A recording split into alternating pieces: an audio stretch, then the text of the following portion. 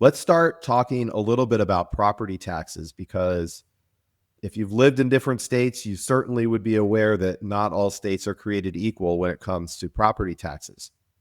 And I think it's true to say that when most people think about downsizing, John, they're focused on their lifestyle, right? On Hmm. maybe creating less maintenance for themselves, or maybe looking at a single level home, like I said, being closer to kids or grandkids if possible. But really, property taxes can make or break the financial side of that move. Let me give you an example.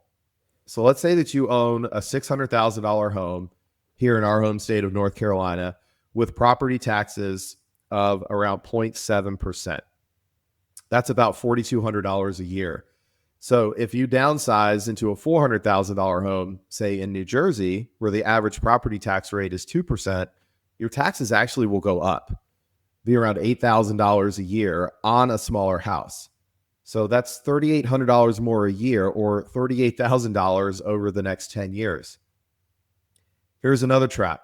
States like California have Proposition 13 and other rules that cap how much of your property taxes can increase while you own your home.